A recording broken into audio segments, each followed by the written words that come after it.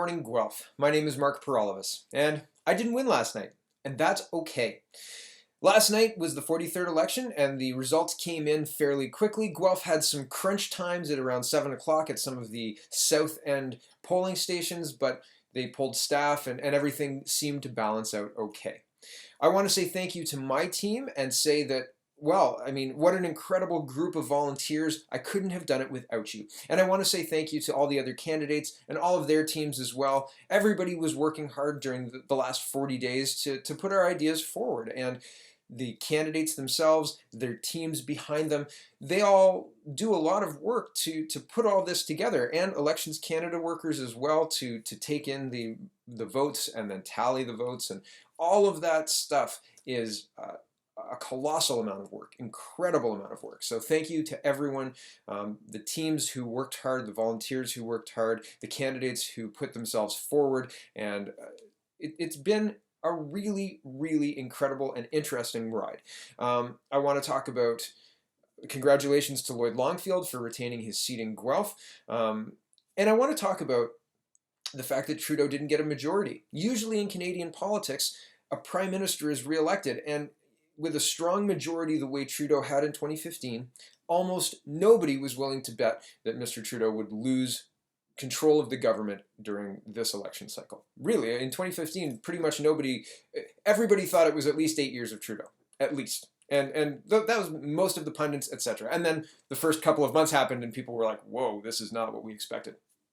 And that's true, including me, right? And here we are, and falling from a majority like that to the minority that we have is a fall from grace. And it's in line with how Canada generally votes. Generally, you give a first-term government, the country, Canada, gives a first-term government a second term, right or wrong. And while the electorate is always right?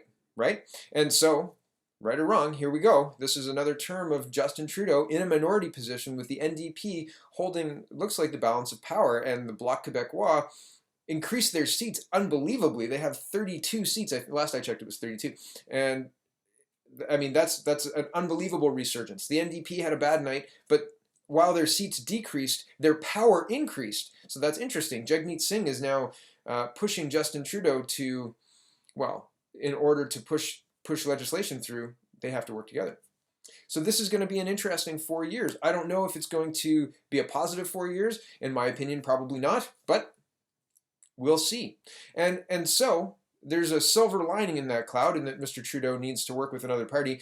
It is a storm cloud, however, the other party is the NDP. And so between killing the Trans Mountain Pipeline and talking about winding down our Canadian oil industry, it just seems like we're destined to spend Canadian money on foreign oil and bad investments. And we're going to watch investments in Canada leave. We're going to watch Alberta struggle, and we're going to have a minority government.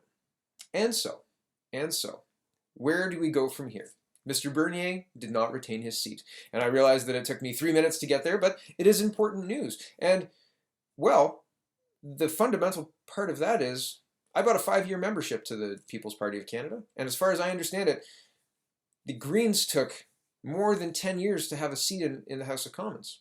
Okay, so we had a bad night, and the People's Party is not represented in the House of Commons right now.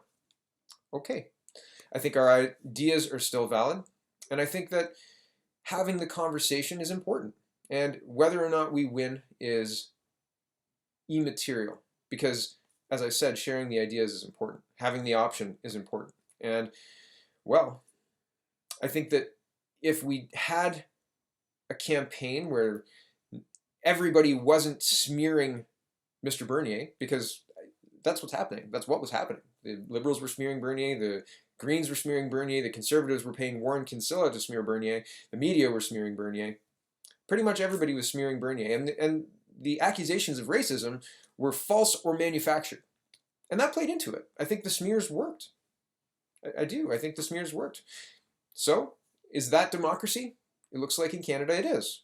It looks like it is. It looks like you can wear blackface and pretend to be a feminist, and you can put out budgets that have nothing to do with money and focus on gender and identity politics. and you'll get reelected. That's what happens in Canada. That's what just happened in Canada. And if you stand up and say we should be fiscally responsible, we should spend within our means and stop spending money on people who are not citizens, and stop spending money on people who have not paid taxes here, that can be vilified in the media with no proof, with some flimsy pictures, and they ignore the pictures of Justin Trudeau with similar shady characters. They ignore the invitation of terrorists to dinner in India, to Indian state dinners, and much more.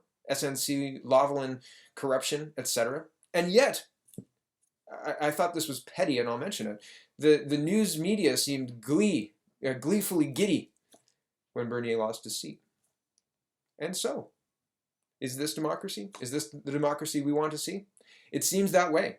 And okay, the electorate is never wrong. So, in Guelph, back to local, there's only one winner, and there were 9 people on the ballot. And so, it's okay that I lost, and it's okay that Mr. Bernier lost. I think that I stand by what I said yesterday. Without Mr. Bernier standing up and saying these things are wrong and these things are the things that I believe, he started a movement, and we had a bad night. And I don't think the movement's over. So, thank you for watching. I'll be around. And, well, have a very, very